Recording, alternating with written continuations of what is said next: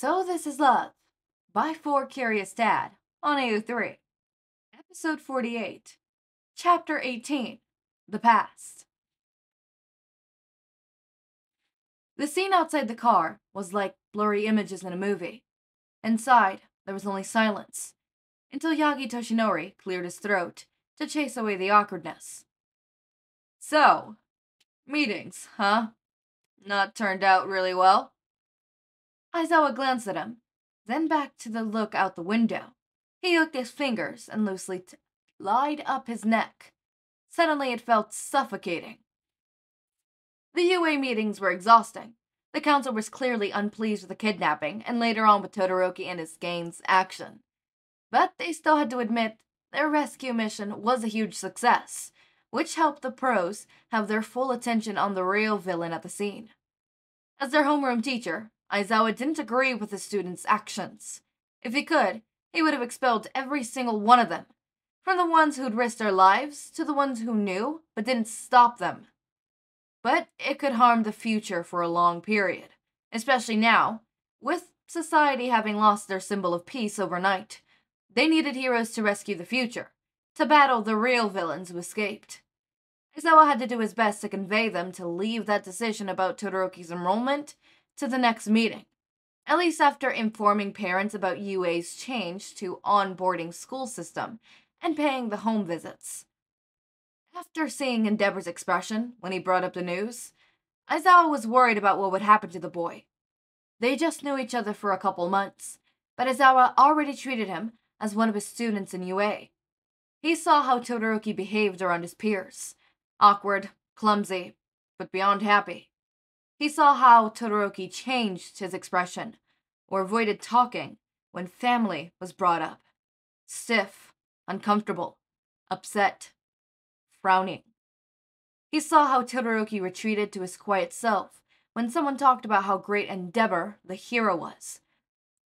There was no admiration or pride that a son should have, only anger and hatred. If Aizawa didn't pick up the signs of discomfort as a result of abuse, behind all that due to his prior experiences, he would be an idiot. He would keep an eye on Todoroki's household and how it affected the boy. As far as he learned, picking up clues, things went along okay.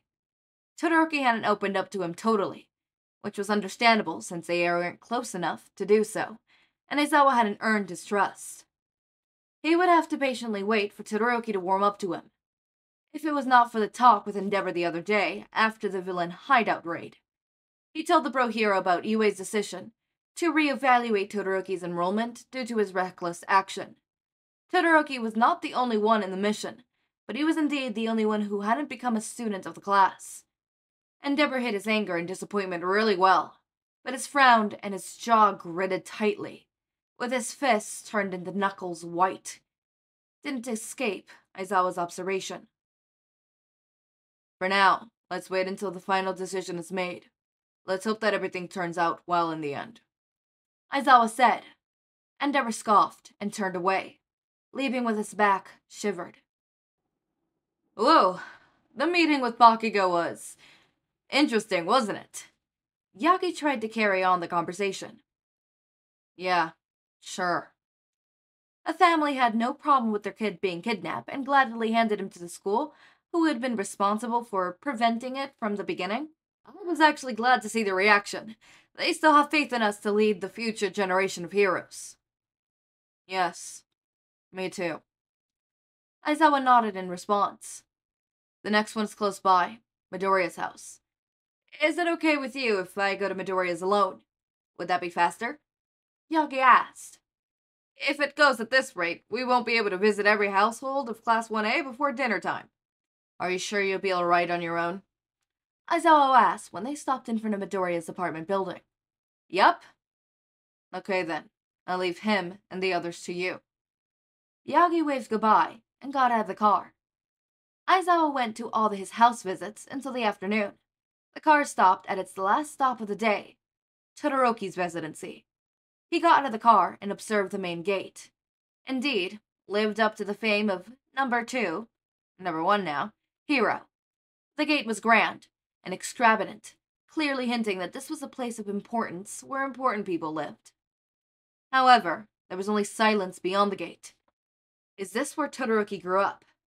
For some reason, Aizawa felt like the gate was strangely familiar to one that led to the facility where they kept All for One. Come in. Enji's voice came through the telecom after he rang the bell. Aizawa pushed the main gate open and entered the residency. After the long way up to the main entrance, silence accompanied him. This was a big place, but too vacant and lacked of human presence, although it looked tidy enough as proof of regular cleanup. Aizawa opened the main door. Enji was waiting for him. Welcome, Sensei. Thank you for coming today. Please come in. Todoroki-san, it's a rare sight to see you at home. Well, you know I'm a parent, though. My son should be my priority. My sidekicks can take care of all my business today. They're fully capable of doing that. Endeavor waved, made a gesture of inviting Aizawa to enter. Aizawa followed Enji through a long hall and went to the living room, where there were cushions set up nicely and ready for their guests. As you know, this is a house visit between teacher and parents, so I expected to meet Shouto and his mother too. After all, this is an important event and needs to be resolved with the whole Mam family to discuss. Aizawa said as they settled down. They're not well. I hope you don't mind. Enji replied and poured a glass of water for Aizawa. I don't mind waiting, or come visit when they're feeling better. I'm afraid not. And as far as I know, isn't this meeting urgent? You can talk to me. It's perfectly fine. Enji abruptly shut down Aizawa's suggestion. It didn't make any sense. Enji must have known the basic requirement for a house visit was that both parent and children were present. After all, Todoroki did have a right to know and speak for his future. So did his mother. You know, that's not how a house visit works, said Aizawa. He didn't want to be so persistent. Maybe they were actually sick. But this was Enji that he talked to. I said, I'm afraid not. You can talk to me, and it's perfectly fine and enough. Enji glared at him, a cold and strict look. You know that UA is reconsidering Todoroki's enrollment, right? Aizawa threw in the first question. Yes, you said that clearly the other day. Well, I convinced them to leave it open for now, after informing you about a new change in UA. What change? We have decided to change to an all-boarding school system, which means we are building a dorm and talking to parents about letting their children with us. UA is equipped with all kinds of security and surveillance, so that must be safer for the students. Yes, it is. So I'm here today to talk to you about that. If UA doesn't change their mind about Todoroki, he will have a chance to move into a dorm with his future classmates.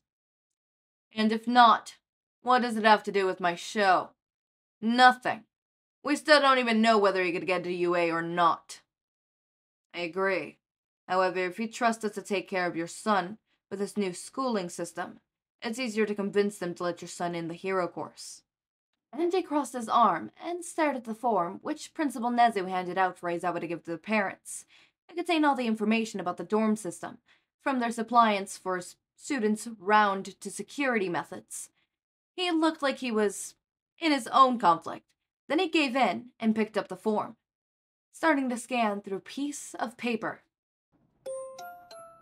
Okay, so I was already informed about the fact that Todoroki is not in the most stable house. That's good.